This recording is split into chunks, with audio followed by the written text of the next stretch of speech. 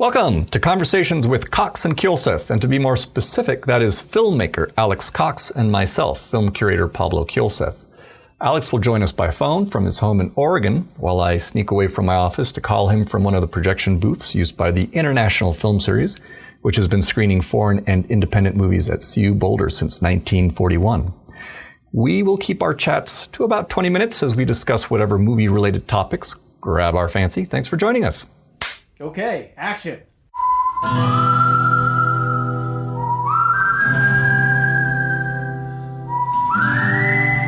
Well, I have to tell you, I think it's, I feel like the cosmos gave me a sign today because I'm on the spam list for the Japan Foundation in LA. Oh, yeah? And the email I got today was for the fact that they will be on Wednesday, September 25th, they are screening the original Godzilla from 1954 at their Japan Foundation venue in LA. How great. Yeah, free admission too. So, but yeah, so I wanted to talk about Godzilla with you today. And obviously he's, just so much to say about him, but I kind of wanted to, I seem to recall that you might have had some overlap with Godzilla somehow in your movie career. Is that right? I was trying to do an American Godzilla or an American-Japanese co-production Godzilla many years ago, like in the 1980s, and never succeeded, but I was a big fan of Godzilla, certainly. I think I preferred Godzilla to King Kong, in that immortal battle, that's like the Beatles and the Rolling Stones, you can only... Is it fair to assume that maybe one of the reasons Godzilla held some fascination for you was because of its, the atomic bomb, the sort of the way that to the extent that it had an influence on Godzilla, the atomic bomb seems to have cast a big cloud or a shadow over you as well. Oh, not just me, but over everybody else on the planet. On the planet, yeah. Just how aware are they that why that shadow has fallen across their lives? But I think that was the idea of Godzilla, wasn't it? Because the film was made by Japanese filmmakers in the wake not only of Hiroshima and Nagasaki, but also in the wake of an incident called the Lucky Dragon, when it was the name of a boat, a fishing boat, where the fishermen had all got irradiated by one of the American hydrogen bomb tests. And that was in the Japanese newspaper because there were Japanese fishermen. It was a big deal. And I think Godzilla came out of that fear of nuclear annihilation and extinction, just like those Jack Arnold films that were made in America in the 50s, The Incredible Shrinking Man. Yes, right. Films where people, passed through nuclear clouds, and then these really weird things would happen. Giant ants would appear in the desert. Yeah, and then I think in Japanese the term is it kaiju? Is that in reference to these genre of films for giant monsters or creatures or beasts? And I don't know the term for. I'd like to know the term for that. The giant monsters fighting genre. I think it's kaiju. Kaiju. The giant monsters fighting genre. Yeah. Yeah, and I think Godzilla was and specific to Japanese monster movies. Of course, the first, not the we have King Kong and a bunch of other examples of giant beasts in American cinema before Godzilla, and like some Harryhausen films, would come to mind. The giant octopus film and things like that. The difference was that they would work on tabletops. They would actually make stop motion models and laboriously animate their dinosaurs and giant apes. Yes. And whereas the Toho way was to put the prop guy in a giant monster suit and turn him loose on a great big model that they'd made of Tokyo Tower or the downtown of some city, and then just smash it up, you know. And so it's a different aesthetic. It was, and what's interesting, and I didn't know this until just recently, was that all those Godzilla outfits, they were all basically done from scratch because of the way they got, abused and pulverized during the filming of whatever, because I guess there's been over 30 sequels for Godzilla, and that's including some of the more recent ones, but for the original Japanese stuff, I mean, those were 300-pound suits. Yeah. And they'd have to, and I guess so. If you look at those early Godzilla films, they all have it. Godzilla always looks just a little bit different because they had to redo the suit every time. Yeah. He does look different too. I mean, from film to film, he or she looks different. As they develop, through the series. Bigger. Physically gets just bigger and bigger. And one of the reasons I wanted to talk about Godzilla is because the Turner Classic Movies essay that I have to write next, they assigned it to me was to write about the Godzilla versus the Smog monster from 1969. So I've just been doing a little bit of research on that. I found out that it's actually it was Roger Ebert's favorite Godzilla movie, despite the fact that it was derided by a lot of audiences because it's the one where he flies by blasting his volcanic breath against the ground so they can lift himself up into the air. That was the first instance in which that occurred, huh? Yeah, the flying Smog monster. But what was more interesting for me was reading about how Godzilla originally before that was kind of he sort of represented the natural disaster and kind of rolling in atomic blasts into that idea of something so grand as massive. But then by the time we get to Godzilla versus Hedorah, which is the original title to the Smog monster, Godzilla becomes actually a representative of Japan. So he kind of shifts from defender of Japan instead of destroyer of Japan. Exactly. Like somehow the identity of Japan gets wrapped up in Godzilla, and so Godzilla represents Japan. And when he's fighting the Smog monster, it was interesting to read about these mercury poisoning events in the 50s, and then which came back in the 60s. I think they were known as the outbreak of the Minamata disease. And these are just mercury poisonings that actually killed or crippled thousands of people. Yeah.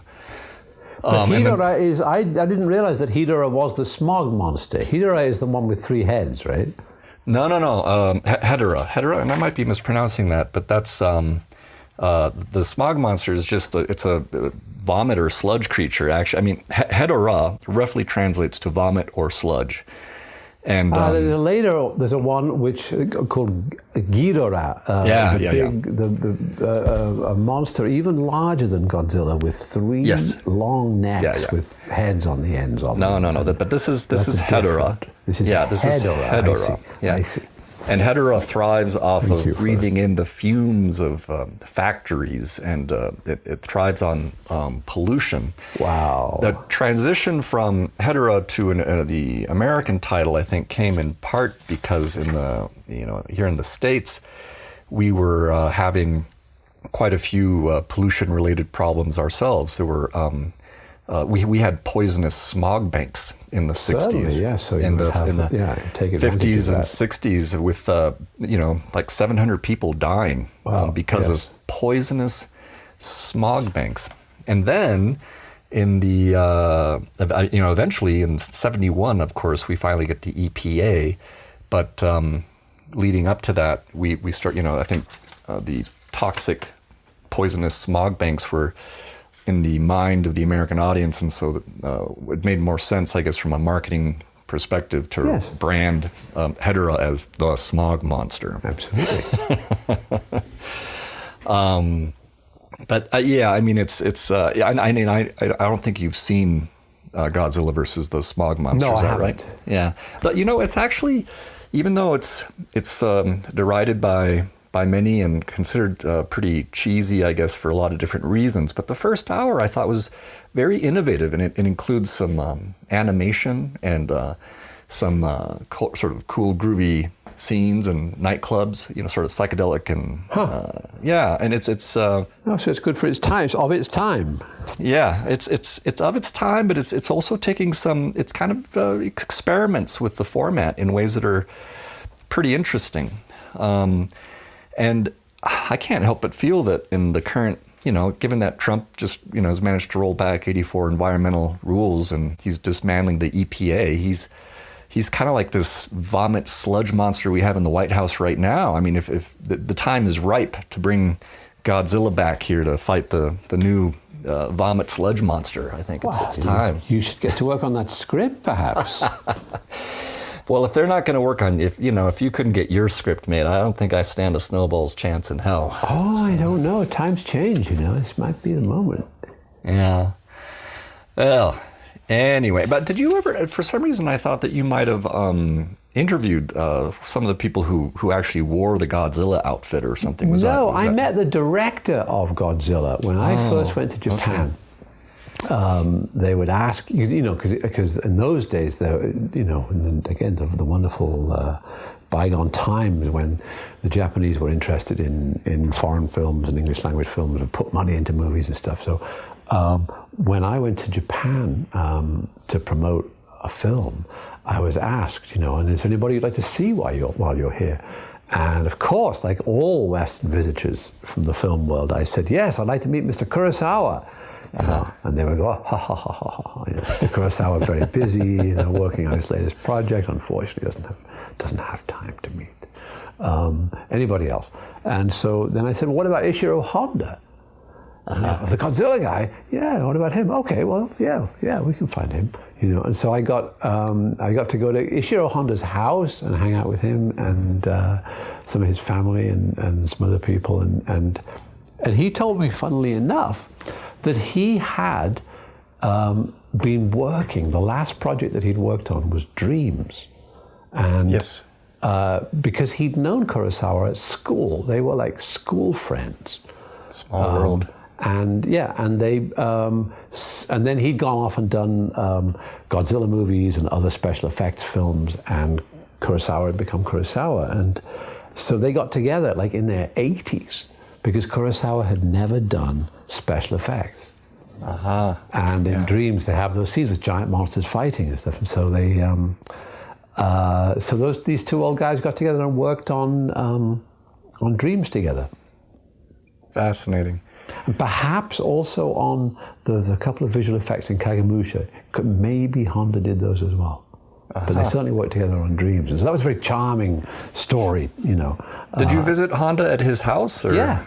And did he have any Godzilla sort of stuff there? No, he wasn't. No? I mean, he liked the thing he liked best about Godzilla was the black and white aspect. Because he'd made so many films, he was a bit bored with Godzilla, but he liked talking about, but we talked about the black and white photography, and he said he thought that was one of the film's strong points, and why it worked, for a lot of reasons why it works better. They take it more seriously than they do the giant monsters fighting films. Well, didn't we screen that one together? Because I seem to recall we brought the original Godzilla to the International Film Series schedule when you were still here in Boulder, Colorado. Yes. And you were telling me about something that was, because there was some big difference between the original Japanese version and the American version, and it had to do with the subtitles. They re-edited the Japanese version to give it a kind of an American protagonist. That's right. That's Raymond what it was. Burr. Yes, okay. So the American version of Godzilla began like in rubble, and the rocks clear. How did I get here? And Raymond Burr, Perry Mason comes crawling out of the wreckage, and then flashback, to a bunch of Japanese scientists in a room, and so that was the difference. So I think what you screened at IFS was the original Gojira. Yes. That's right. The original Japanese version. Before it was re-edited. With no Raymond Burr. Sadly, no Raymond Burr. Yeah. But otherwise, very good film. Yeah. And again, just on a parting note, because we're coming toward the, I know we've got our 20 minutes, so we're coming up on the end of that. But again, given that, Godzilla is basically, sort of just serves as this giant metaphor for nuclear weapons. And I mean, I can't help but think on Repo Man and how you were influenced in your shot for, that was a day after, what was the name of that TV movie? When you see the sheriff turn into a skeleton. Yes, that was the original look is from the War of the Worlds, as I recall. That's how was it they War of get the Worlds? blasted in the War of the Worlds. The original George Powell film, also from the 50s. Then they used it again, the same fairly simple visual effect, in The Day After. Day After, that's what I was trying to remember the name of. And, Yeah. and so we found out I think we tracked down, I've forgotten who it was now, but whoever the visual effects company was who'd done the skeletonizations, and said, I want a couple of those for Repo Man, So was it the same person who provided the Not the effects? same person as did The War of the Worlds, but I think it was. I think we got the guys who did The Day After to do our skeletons as well. Right, and funnily enough, you actually also almost did some sci-fi stuff there, not with War of the Worlds, but with Mars Attacks. So there's, which would have been a blast. I think your version would have been very entertaining with the. Because you were going to do sort of more stop motion animation, was that right, or something like Phil that? Tippett was going to be the special effects supremo on it, so he would have figured out how to do it. But it was also at the time at that time you probably could have done a stop motion film. It would be harder to now because you'd be expected to do it CGI. Yeah. So it's interesting. He's got Mad God is going to come out as a feature now, and Mad God is like all there's some live action, but it's almost all stop motion animation. Well, that'll be something. That's been how many years in the making has Phil Tippett put into that? His whole life.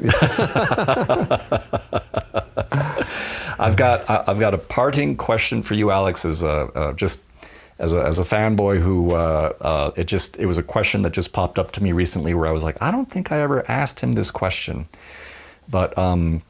In Repo Man, when your character Kevin is there, marking stuff to put on the shelves, and he's singing, he's feeling 7-Up. Yeah, and then Otto puts a sticker on his glasses. Yes.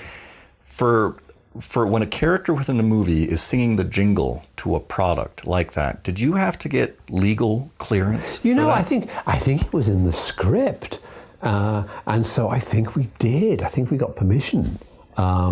Either that or it was just an improvisation of the actor on set. And if it is, then it's different.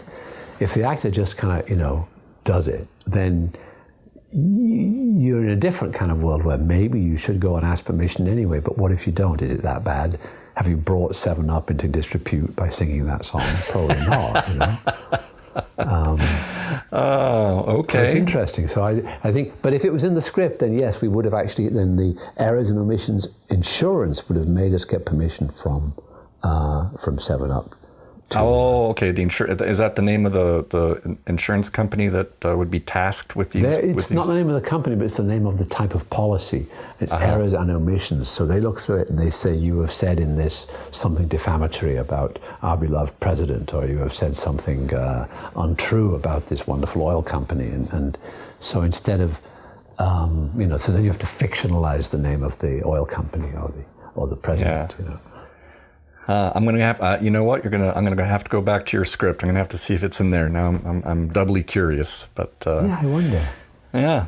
Well, listen, I think that's all we have time for today, and I look forward to chatting with you again next week. I look forward to it too. It's very nice to talk about Godzilla, my favorite giant reptile. Yes, indeed. Well, he's still with us, and we need him more than ever, especially to go up against the current vomit sludge monsters out there. So cool, man. Well, tell Todd I said hi, and we shall talk again soon. I will, and my best to everybody there. All right, Alex. Take care. Ciao. And ciao. And cut. Okay, that's a wrap.